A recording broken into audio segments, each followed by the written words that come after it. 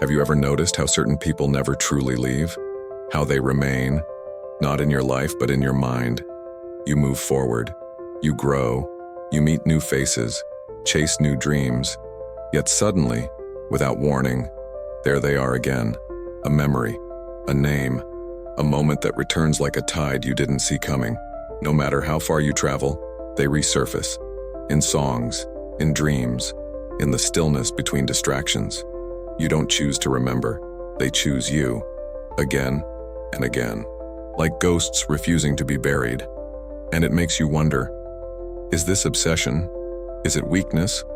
Or is it something deeper calling out from beneath the surface? Carl Jung didn't believe these mental echoes were random. He saw them as signals, messages from the unconscious asking to be heard, asking to be understood, because the mind does not replay what is meaningless. It returns to what is unresolved, to what still holds weight, even when we pretend it doesn't. These ghosts, they are not just people, they are patterns, symbols, reflections of something unfinished within ourselves. And until we listen, until we see what they've come to show us, they will not leave. Not because they are haunting us, but because on some level we are still haunting ourselves. The mind forgets easily. The mind lets go of what has no meaning. The mind moves on, when it can. But not everything is so easily erased. Some faces, some moments, some names, refuse to dissolve into the past. They remain, hidden beneath the noise, whispering when the world grows quiet. Carl Jung believed that these whispers are not accidents. They are signals, echoes from the unconscious, reaching out across the layers of time. Because the mind is not a machine that discards the unnecessary. It is a vessel.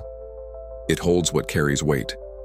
What once touched something sacred inside you, what still matters, even when you wish it didn't. When someone keeps appearing in your thoughts, it is not mere memory.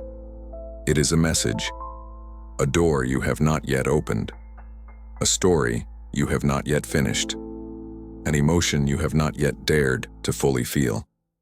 The unconscious does not measure time the way the conscious mind does. It holds everything, fresh, living, present, until it is finally seen. You may have moved on. You may have built new worlds around yourself. But somewhere within, a thread remains uncut. A connection still pulses in the silence, calling you not backward, but inward. Because what lingers in your mind is not simply about them.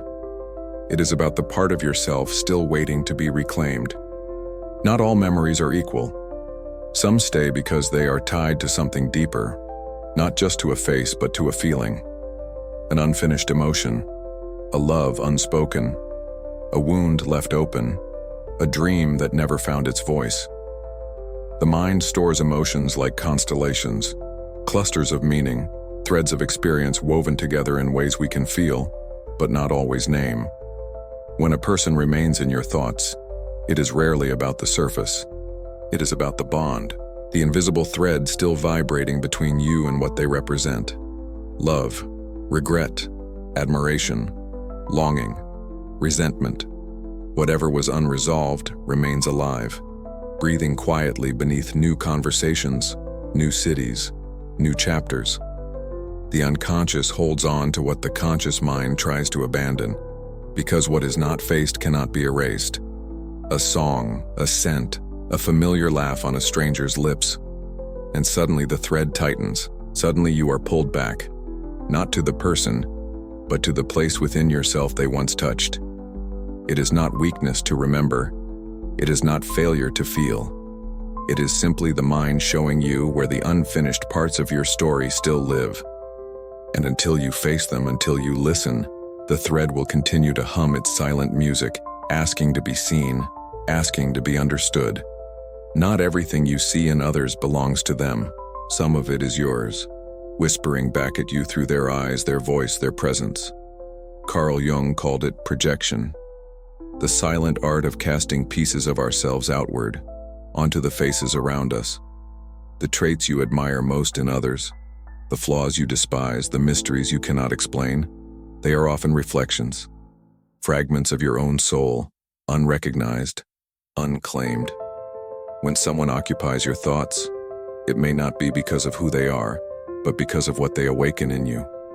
A desire you have buried, a fear you have ignored, a longing you have silenced. The mind projects what the heart cannot yet hold. It sees in others what it struggles to accept in itself. The confident one you envy, the free-spirited one you admire, the arrogant one you resent. They are not random. They are mirrors. Mirrors of what you were taught to repress. Mirrors of what you secretly wish to embody. Mirrors of what you are terrified to confront. The more you deny a part of yourself, the louder it echoes in the faces of others, until you can no longer tell where you end and they begin.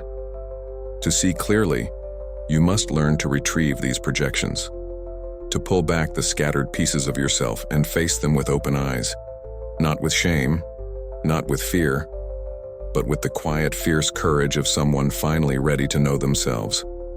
Because what haunts you outside is often what you have abandoned inside. There is a side of you that you do not show, a side you were taught to fear, to bury, to deny.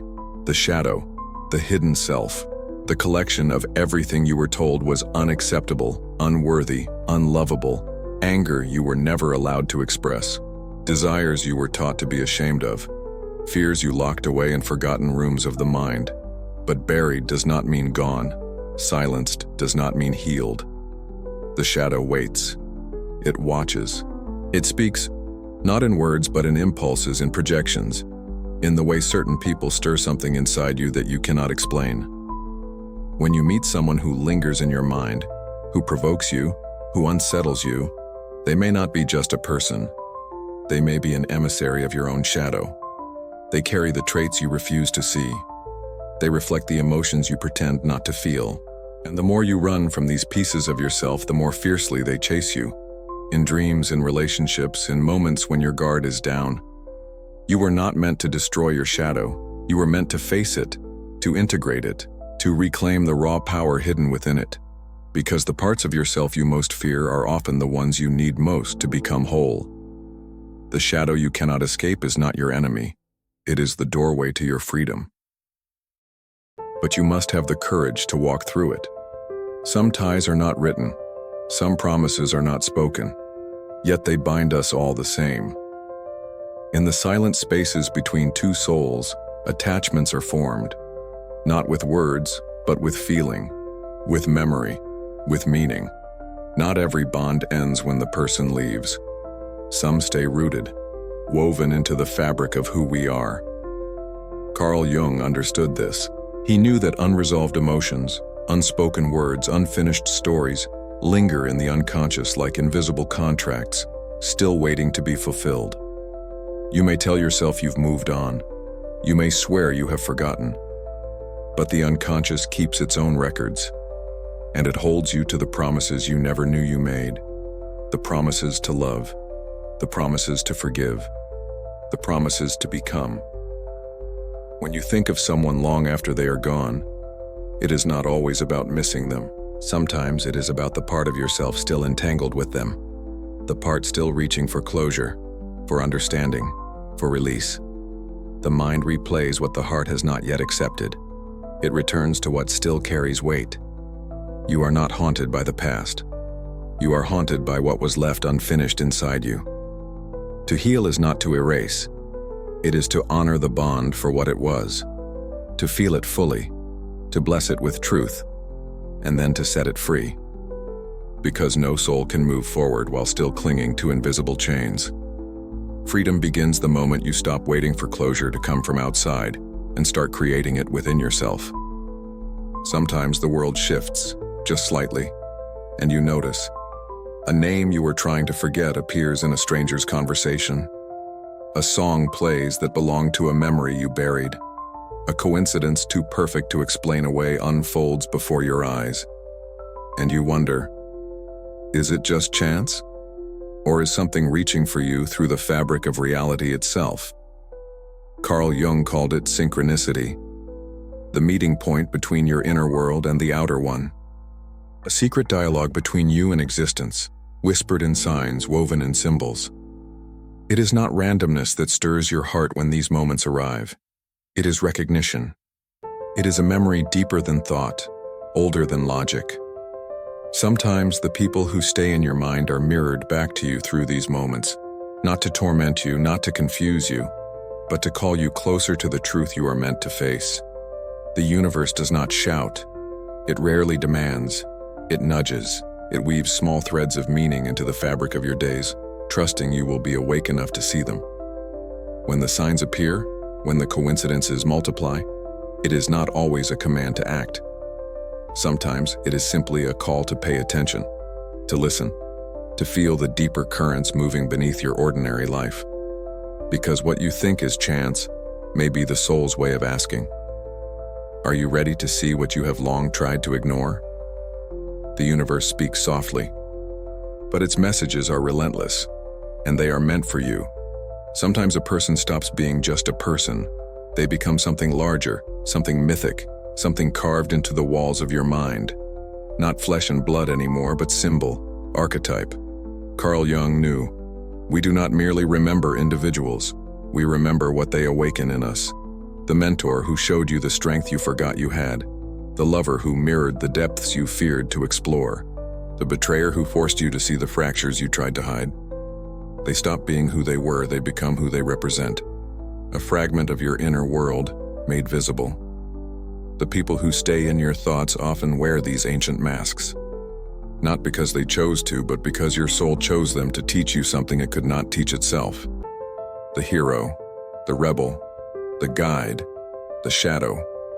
Each encounter etches another symbol into your psyche, another call toward the journey of becoming.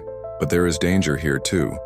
When you freeze someone into an archetype, you stop seeing them as they are.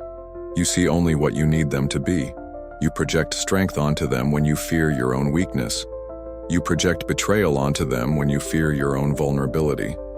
And so the pain grows, not from who they are, but from who you made them. The task is not to erase the archetypes. It is to see them clearly, to honor what they taught you, without imprisoning yourself or them inside the symbols you once needed to survive. Because every archetype points inward. Every haunting figure, every lingering thought is not asking you to chase them, but to find what they represent already alive inside of you. There comes a moment when you grow tired of carrying ghosts, when the weight of old attachments no longer feels like love, but like chains. You realize the person who lingers in your mind is not holding on to you. You are holding on to them, to the emotions left unresolved, to the lessons left unclaimed. Carl Jung called it individuation, the journey of becoming whole. The slow, fierce work of calling every lost piece of yourself back home. Freedom does not mean forgetting. It does not mean pretending it never mattered. It means seeing clearly, feeling fully, and then choosing to release what no longer serves the life you are meant to build. You begin by asking, what am I still carrying? Whose voice still echoes inside me? What part of myself did I hand away in that connection? Through reflection, through silence, through radical honesty, you begin to loosen the threads. You stop asking the past to save you. You stop waiting for old ghosts to give you closure. Instead, you offer it to yourself. Not out of anger, not out of bitterness, but out of love, for the self that is finally ready to move forward. True freedom is not forgetting. It is remembering without being imprisoned. It is blessing the memory, then blessing yourself with the choice to live. You do not owe eternal loyalty to unfinished stories. You owe yourself the fullness of the life still waiting for you. And the more you reclaim your heart, your mind, your power, the quieter the ghosts become. Not because they are banished, but because they are finally at peace. Because you are finally at peace. Here you are. Not broken, not lost, but awakening. You have seen the ghosts that haunted your mind. You have faced the mirrors, the projections, the unfinished songs of the past. And still, you stand, stronger, wiser, more whole than you have ever been. You understand now. Those who lingered in your thoughts were never there to punish you. They were there to show you what still lived inside you, waiting to be reclaimed. Love unspoken, wounds unhealed, dreams abandoned, parts of yourself still reaching for your hand in the dark. And now, you no longer run from them. You no longer need to. You have walked through the shadow. You have listened to the whispers. You have remembered what was forgotten. This is the return to wholeness, not the erasing of pain, but the weaving of it into your strength. Not the forgetting of the past, but the honoring of it without letting it own you. The mind that once replayed old stories in anguish now carries them like sacred artifacts, testaments to how far you have come. You do not need to chase closure anymore. You do not need to battle your own heart. You are free. Not because the world changed, but because you did. You listened. You healed. You chose to become whole. And now, with nothing left to prove, with nothing left to fear, you step forward, lighter, clearer, and more alive than ever before.